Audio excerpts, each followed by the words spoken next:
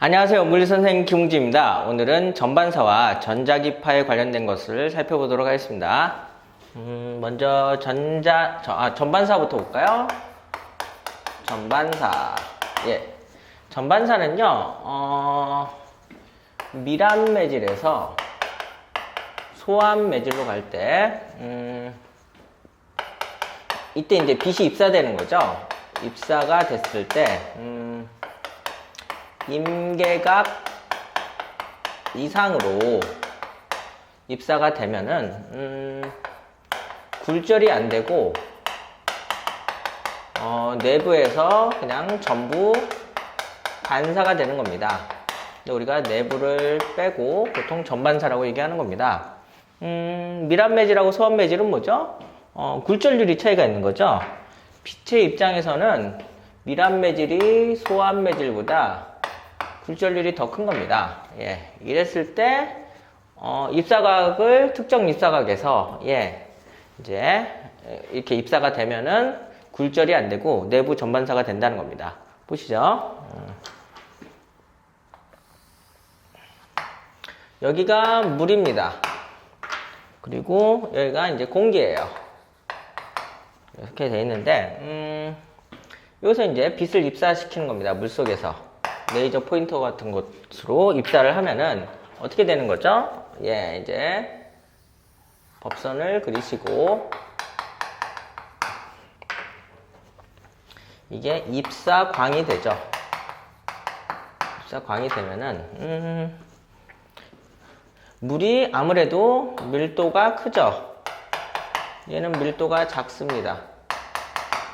그래서 속도는 물에서 느리고 공기에서 빠른 거예요. 그래서 같은 시간에 물에선 요만큼 간다면은 공기 중에선 이만큼 가는 거죠. 그래서 이렇게 되면서 이게 바로 뭐예요? 굴절광이 되는 거죠. 그런데 문제가 뭐냐면은 여기가 이제 입사광이고 굴절광인데 입사광의 각도를 키우면은, 즉 입사각을 키우면은 굴절각 각도 커지는데 굴절각이 더 빠르게 커진다는 거죠. 그래서 요런 특수한 극적인 상황이 나오는 거죠. 요렇게 빛을 쐈을 때 요거를 세타 C라고 하고요. 세타 C는 우리가 크리티컬 앵글이라 그래서 임계각이라고 하는 겁니다. 어떤 극적인 상황이 나타나는 각도 해서 임계각이라고 하는 거고요. 이 임계각으로 쐈을 때는 어떻게 되는 거예요? 이렇게 되는 겁니다. 그래서 여기서 빛이 보이는 거죠. 그러면은 임계각을 정리하면 어떻게 돼요?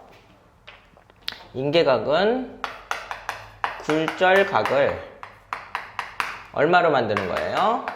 90도로 만드는 그때의 입사각을 우리는 임계각이라고 하는 겁니다. 그래서 이렇게 되는데 정확하게 얘기하면 이게 전반사는 아니고요. 전반사는 그래서 요거보다 더 큰 각도로 입사를 했을 때 그러면은 이제 굴절이 되지 않는 거예요. 여기를 투과하지 못하고요. 표면에서 전부 반사가 되는 겁니다. 반사가 되고 얘는 무슨 법칙이 성립해요? 반사의 법칙이 성립하고 요 때를 우리는 전반사라고 하는 겁니다. 굴절이 안 되고 있잖아요. 그래서 이게 바로 전반사고요. 근데 이거는 자연현상이거든요. 그래서 이러한 자연현상을 이제 수학적으로 표현하려면은 어떻게 해야 되는 거죠?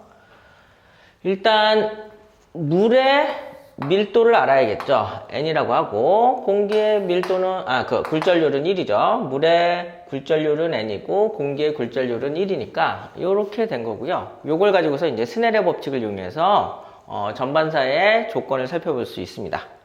한번 볼까요? 그러면 어떻게 돼요?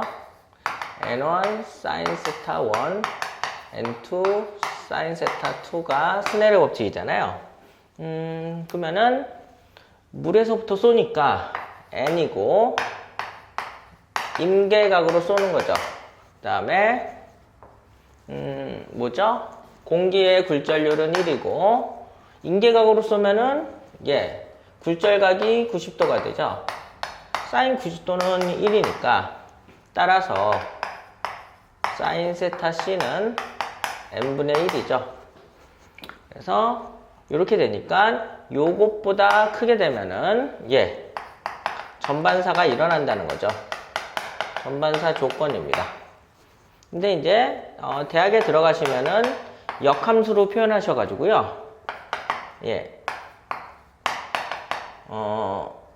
요거죠. 역함수로 표현해서 이렇게 나타내는 게 원래 정석인데 뭐 고등학교 과정이니까 요 정도로 아시면 될 것 같습니다. 그래서 어쨌든 인계각보다 크면은 어떻게 돼요? 굴절되지 않고 내부에서 전부 반사가 일어난다. 이게 바로 뭐예요? 전반사입니다. 그래서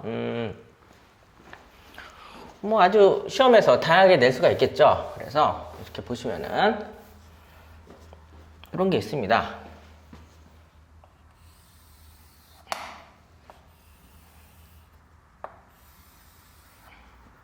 이런 유리가 있어요. 유리가 있고 그러면은 여기다 이제 빛을 쏘는 거죠. 여기다 이렇게 빛을 쏘면은 어떻게 돼요? 얘가 이제 법선을 그려서 공기에서가 유리에서보다 속도가 빠르죠. 빠르니까 어떻게 돼요? 얘는 조금 꺾여요. 조금 꺾여서 이렇게 나가는데 이렇게 나갑니다. 조금 꺾여서 나가는데 여기서는 어떻게 돼요? 네, 여긴 또 법선이 되고 근데 유리가 밀합 매질이고 공기가 소합 매질이죠. 즉 유리의 굴절률이 공기의 굴절률보다 크다는 거죠. 공기의 굴절률은 1이죠. 예, 그래서 어떻게 돼요? 요 각도가 인계각보다 크면은 어떻게 되는 거예요? 이렇게 굴절되지 않고 내부에서 전반사가 일어난다는 거죠. 네, 이런 식으로 전반사가 일어납니다. 근데 이제 여기 볼까요? 여기가 그러면은 전반사가 잘 일어나려면 어떻게 해야 되냐? 이 세타를 키워야 되냐? 뭐 줄여야 되냐? 이렇게 물어볼 수가 있는데요. 이거를 키워볼까요? 키워보면 어떻게 될까요? 이렇게 키워볼게요. 이렇게 키워보면은 여기서도 이렇게 되겠죠. 여기가 확실히 커졌으니까. 그러면 이 각도도 커집니다. 그러면 어떻게 돼요? 예, 여기에서 이 각도는 얘보다 줄어들죠. 그래서 어떻게 되는 겁니까? 전반사가 일어나지 않을 수도 있는 거예요. 그래서 여기서의 각도를 어떻게 해야 돼요? 전반사가 잘 일어나려면은 줄여야지 예, 이 안에서 전반사가 일어날 수가 있는 겁니다. 뭐 이런 식으로 해가지고 예, 전반사에 대한 다양한 문제가 나오고요. 그러면 이러한 전반사는 어디에 쓰일까요? 광통신에 쓰입니다.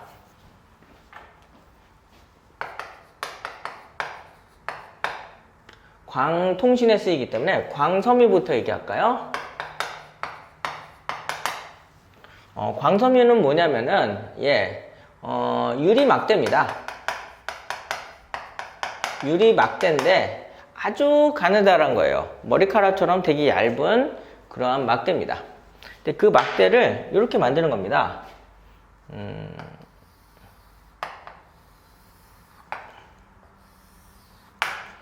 그래서 여기를 코어라 그러고 그 바깥쪽을 클레딩이라고 하는 겁니다.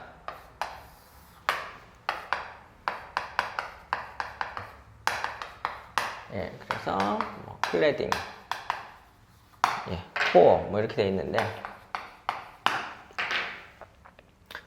간단하게 굴절률이 다른 두 유리를 붙여놓은 거예요. 그래서 코어하고 클레딩이 있는데 굴절률이 코어 쪽이 더 큰 겁니다. 여기서 보시면요, 이렇게 되는 겁니다. 이렇게 되어 있는 거죠. 근데 이게 굉장히 가느다란 막대예요. 그래서 여기다 쏘면 어떻게 돼요? 빛을 이렇게 쏘면은 어떻게 되는 겁니까? 얘가 얘보다 굴절률이 크니까 인계각 이상으로 쏘면 어떻게 돼요? 예, 굴절되지 않고 내부 전반사가 되는데요. 문제가 뭐예요? 여기서 예, 반사가 되니까 이 각도도 뭐가 돼요? 억각으로서 각도가 같습니다. 근데 이게 인계각 이상이면은 여기서도 또 전반사가 일어나는 거죠. 그래서 계속 이렇게 가는 겁니다. 그래서 유리 막대 안에 빛을 쏴가지고 데이터를 전송하는 겁니다. 이게 바로 뭐예요? 광통신입니다. 그래서 이게 바로 광통신이고요. 뭘 이용한 거예요? 전반사를 이용한 겁니다. 그래서 요게 이제 우리 이제 주요 통신선에 이제 지금 깔리고 있는데 장점이 있습니다. 장점은 뭘까요? 예, 속도가 빠르죠. 전기 신호보다 속도가 빠릅니다. 왜냐하면 빛 신호니까. 그 다음에 뭐예요? 그 다음에 데이터량이 많고요. 데이터 양이 되게 많습니다. 네, 여기다도 쓸 수 있고, 여기다도 쓸 수 있고, 여기다도 쓸 수 있죠. 예. 그 다음에 데이터 손실이 적어요. 왜 적죠? 전반사니까 데이터가 빠져나갈 수가 없죠. 예. 이렇게 되고, 그 다음에, 예, 그래서 빠져나가지도 않아서, 예, 노이즈도 밖에서 잘 들어오지 않습니다. 잡음이죠? 잡음도 굉장히 적은 편이고요. 그래서 굉장한 장점을 가진, 예, 그런 건데요. 단점이 있습니다. 장단점은 어디나 있고요. 예, 어느 곳이나 있죠. 뭐냐면은, 비쌉니다. 비싸죠. 가격이 좀 만만치가 않고요. 어떤 설치나 복구가 좀 어려운 편입니다. 유리라서 이게 깨질 수가 있어요. 예. 깨져서 그 연결 부위를 접합하는데 뭐 어려움이 있을 수가 있고요. 아무래도 그렇고. 그 다음에, 이제는 무선 통신이 워낙에 이제 대세라서 조금 묻히는 감이 있습니다. 그래서 이게 바로 뭐예요? 광통신, 즉 광섬유를 이용한 건데, 광섬유는 뭘 이용한 거예요? 전반사를 이용한 겁니다. 이렇게 보시고요. 이제 전자기파를 한번 살펴보도록 하겠습니다.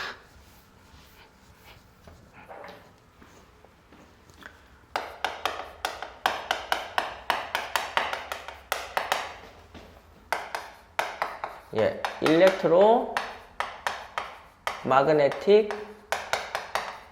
웨이브죠. 이게 전자기파입니다. 그래서 전기, 자기, 파동이죠. 전기적, 자기적 파동입니다. 그래서 우리가 보통 EM이고 이렇게 통 친 걸 뭐라 그러죠? 펄스파라 그러죠? EMP 파라고도 합니다. 그래서 뭐 EMP 폭탄이라고 있죠. 그래서 전기적, 자기적으로 영향을 줘서 전자기기들을 무력화시키는 건데 그때도 나타내는 거죠. 전자기파인데 얘는 그러면 언제 만들어지냐? 이걸 보십시오. 전자가 정지하고 있다고 보세요. 전자가 정지하고 있으면 어떻게 되죠? 이건 물리 2 내용이라 모르셔도 됩니다.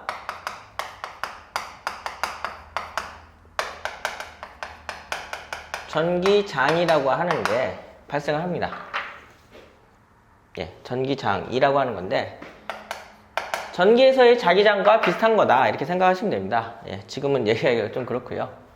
그 다음에 전류가 흐르면 어떻게 될까요?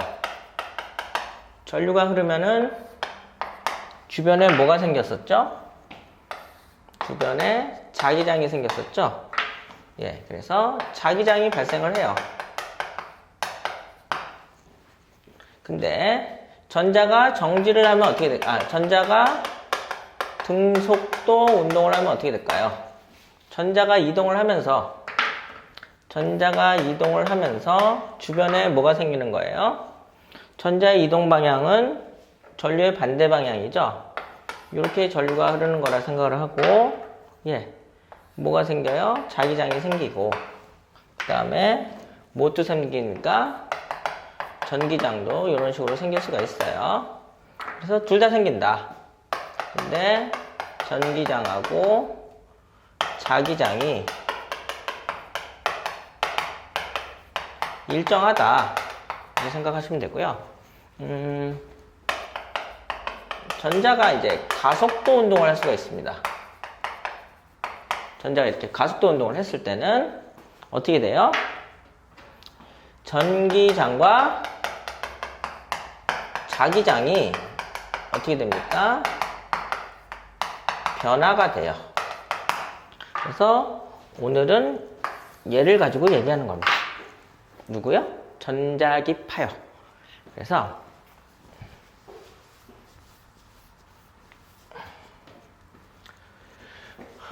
전자기파는 전기장과 자기장이 서로 상호 유도하는 겁니다. 상호 유도를 해서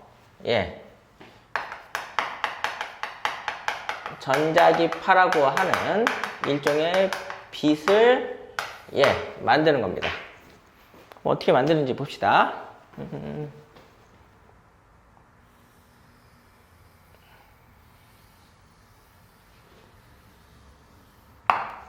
이게 전기장이라고 하는 것이고요. 이렇게 변합니다. 뭐 이런 식으로 전기장의 진폭이 변하죠. 그러면 자기장은 어떻게 변하냐면 이렇게 변합니다. 조금 입체적으로 그린 거예요. 이렇게 그린 거죠. 자기장은 이렇게 변해요. 이렇게 변합니다. 뭐 이런 식으로 이게 자기장이에요. 그래서 이렇게 되는 겁니다. 전기장이 이렇게 위아래로 이렇게 변하면은 전기장의 변화 때문에 자기장도 이렇게 변하는 겁니다. 그래서 자기장이 또 이렇게 변하면 전기장이 또 그걸 영향을 받는 거예요. 그래서 서로가 서로에게 영향을 주는 거죠. 그래서 이렇게 되는 겁니다. 전기장이 위로 가면서 자기장이 옆으로 가면서 이렇게 되고 여기서 이제 옆으로 가고 다시 이렇게 가고 있죠. 근데 지금 전기장과 자기장은 위아래 좌우로 움직이는데 저는 지금 어디로 진행하고 있는 거죠? 지금 이러면서 앞으로 진행하고 있죠. 그래서 진행 방향이 어디예요? 이쪽입니다. 이게 바로 전자기파, 즉 빛이 진행하는 거죠. 그래서 맥스웰이라는 사람이 빛이 전자기파일 거라고 예측을 한 겁니다. 전자기학을 집대성하면서 그거 왜 그런 거예요? 전자기파 때문에 그렇습니다. 그래서 이렇게 되고요. 여기서 보면 어떻게 될까요? 이렇게 되는 겁니다. 이게 전기장, 이게 자기장. 그 다음에 이쪽으로 뭐가 나오는 거예요? 빛이 나오는 거죠. 그래서 여기서도 옳은 나사가 쓰입니다. 뭐부터 감으면 돼요? 전기장부터 감고 자기장, 그 다음에 빛. 이렇게 되는 거죠. 요렇게 얘가 아래로 갔을 때는 어떻게 됩니까? 아래로 가도 똑같아요. 이렇게 되죠. 뭐부터 감아요? 전기장부터 감고 자기장 감아서 엄지손가락이 빛이 진행하는 방향입니다. 그래서 이게 바로 뭐예요? 전자기파입니다. 어떻게 해요? 전기장과 자기장이 변하면서 서로 상호유도하는 거죠. 그러면은 어떻게 이렇게 만들 수가 있는 거냐는 거죠. 그래서 전자를 안테나에다 놓고 이거를 진동을 시키는 겁니다. 단진동이라고 하는데 이렇게 진동을 시키면 어떻게 돼요? 이렇게 이거 진동한다는 것 자체가 가속도 운동이고 그랬을 때 전기장과 자기장이 서로가 변화를 유도해서 뭐가 만들어지는 겁니까? 전자기파, 즉 빛이 만들어지는 겁니다. 그래서 이게 바로 전자기파고, 전자기파의 종류를 살펴보도록 하겠습니다.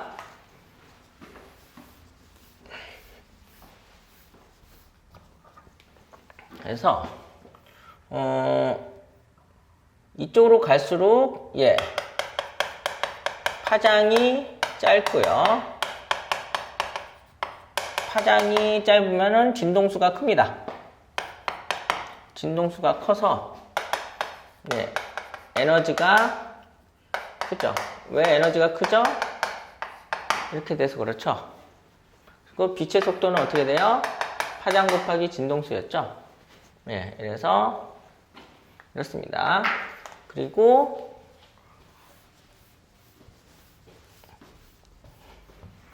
이쪽으로 갈수록 어떻게 돼요? 이제 저쪽에서 이쪽으로 올 거예요. 이쪽으로 올수록 파장이 길어져요. 그러면 진동수가 작아지고, 진동수가 작으면 에너지가 작은 거죠. 이런 파들이 있는데요. 그러면은 뭐 있는지 살펴보도록 하겠습니다. 첫 번째, 감마선이라고 하는 전자기파가 있습니다. 그리스 문자 감마예요. 그래서 이거는 핵 안에서 나옵니다. 핵도 들뜬 상태가 있고요. 바닥 상태가 있습니다. 그래서 들뜬 상태에서 바닥 상태. 얘는 불안하겠죠. 얘는 안정적이죠. 그래서 뭐가 튀어나온 거예요? 감마선이 튀어나오는 겁니다.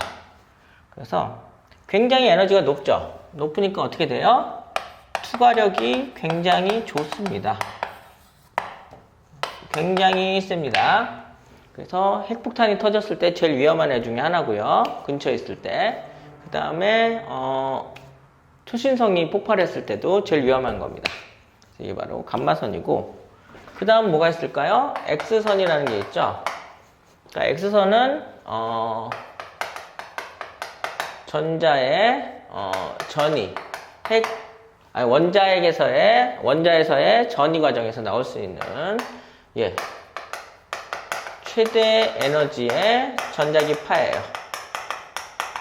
얘가 전자에서 나올 수 있는 최대 에너지인데 핵보다는 에너지가 작다는 거죠. 그래서 역시 얘도 뭐예요? 투과력은 좋죠. 우리가 흔히 얘기하는 엑스레이 같은 것들이 이겁니다. 그 다음에 뭐가 있어요? 자외선이 있습니다. 자외선은 뭐죠?